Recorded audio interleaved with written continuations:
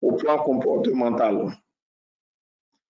Maintenant, je voudrais aborder la dernière partie de mon intervention en parlant des avantages qui sont liés à la maîtrise de SAP. Qu'est-ce qu'on y gagne? Aujourd'hui, lorsqu'on regarde l'évolution des besoins du profil SAP, on voit que les besoins sont en augmentation constante dans le monde entier. Cela peut se justifier par le fait que de plus en plus d'entreprises sont en train de migrer vers SAP.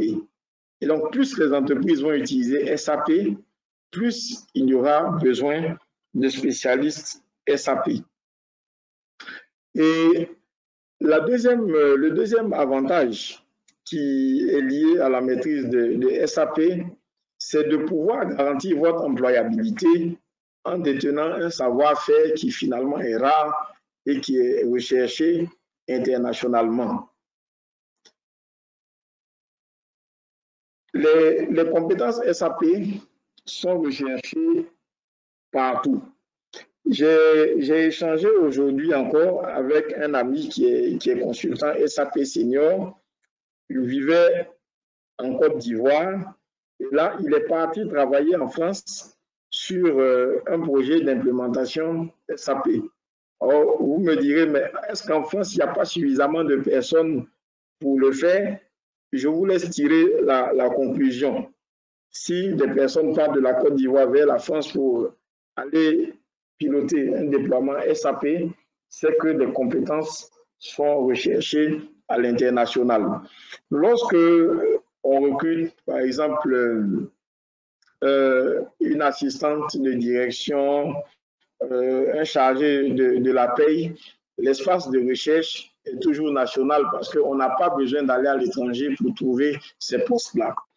Mais plus les compétences recherchées, plus les profils sont rares, plus on étend l'espace de recherche. Et les compétences SAP, justement, font partie des postes pour lesquels parfois on est appelé à élargir l'espace de recherche.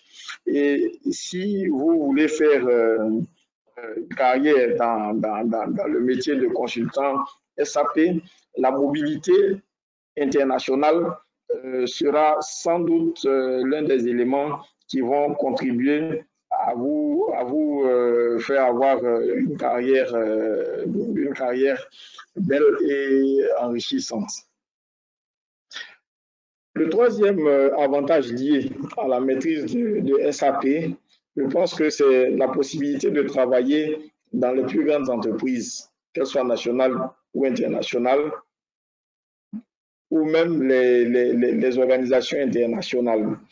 Sur la Côte d'Ivoire, je peux citer comme ça, sans faire de publicité, SIFCA, OLAM, la Société ivoirienne de raffinerie. C'est que la BCAO, la Banque centrale des États de l'Afrique de l'Ouest, la BOAD, la Banque ouest-africaine de développement.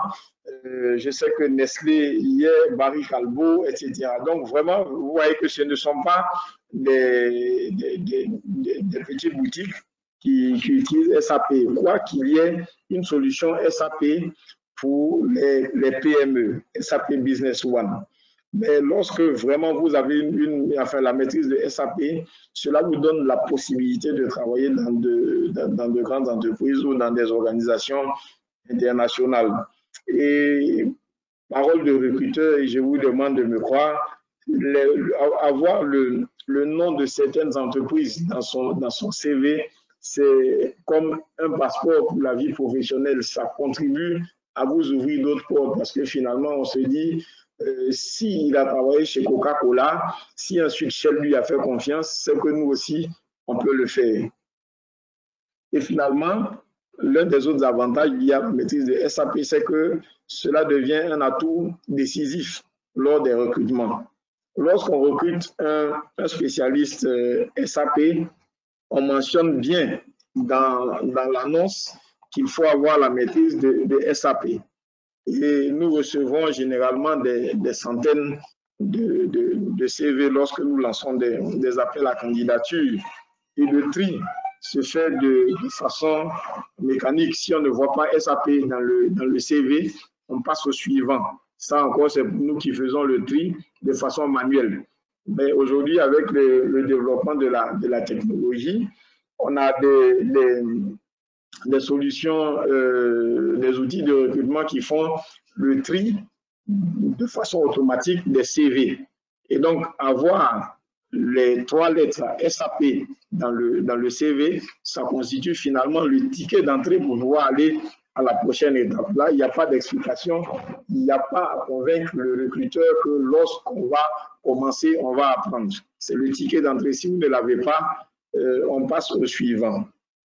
Enfin, les compétences SAP, ce sont des compétences pour le monde d'aujourd'hui, mais également des compétences pour le monde de demain.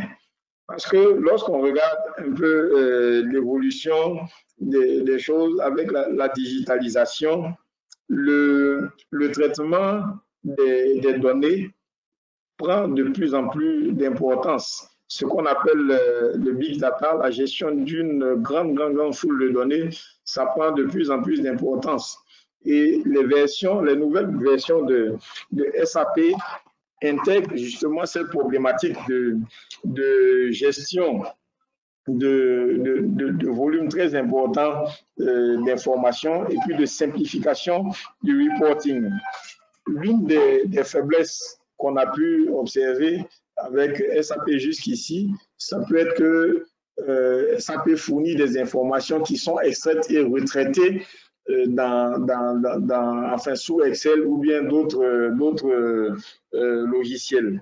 Mais là, avec le développement de SAP, il y aura la possibilité de faire des analyses directement et l'intelligence artificielle va s'intégrer davantage dans SAP.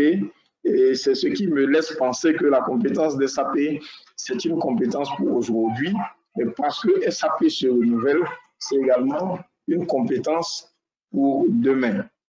Voici dans les grandes lignes ce que je pouvais dire pour traiter la question des compétences qui sont recherchées dans le cadre des recrutements et aussi les avantages qui sont liés à la maîtrise de SAP. On ne perd rien, vraiment rien à avoir SAP dans son arc. Donc, je vous invite à vous former et à aller vraiment loin dans ces formations-là. Et pour partager ma petite expérience, je pense que la connaissance que j'ai de SAP sans être un expert a sans doute permis que je sois recruté à certains postes. Et lorsque nous étions en train de faire le déploiement de SAP au Ghana en 2008, on a un ami qui a été débauché, il était de la fonction RH, il s'est retrouvé parachuté au poste de DRH d'une banque. Alors on se demandait, mais comment il avait fait? Mais c'est tout simplement parce que cette banque-là voulait implémenter SAP. Et donc, au lieu d'aller chercher une personne qui maîtrisait la négociation sociale pour gérer les délégués, ils se sont dit non, allons vers le plus complexe. Donc, ils sont allés le débaucher. Je connais également, je pourrais citer de nombreux exemples de personnes comme ça qui ont connu de belles évolutions dans leur carrière en raison justement de leur maîtrise de SAP. Et je n'ai pas parlé d'argent, mais vu la rareté des profils, vu la rareté des compétences SAP, je peux vous assurer que ce sont des compétences qui se vendent bien sur le marché. Lorsque vous êtes en train de recruter une personne qui maîtrise SAP même en tant que end user, cela constitue déjà une plus-value, cela lui donne un plus grand pouvoir dans la négociation salariale comparé à celui qui n'a pas ces compétences-là. Et lorsque vous êtes en train de recruter un consultant SAP suivant le nombre d'implémentations qu'il a piloté ou bien auquel il a participé, il a sans doute pris des galons et lui aussi, il a un plus grand pouvoir de négociation pour pouvoir tirer la couverture de son côté et puis avoir des conditions intéressantes. Donc vraiment, on ne perd rien à se former sur SAP. Alors c'est par ces mots-là que je souhaite mettre un terme à la première partie de mon intervention et ouvrir la session des questions et réponses.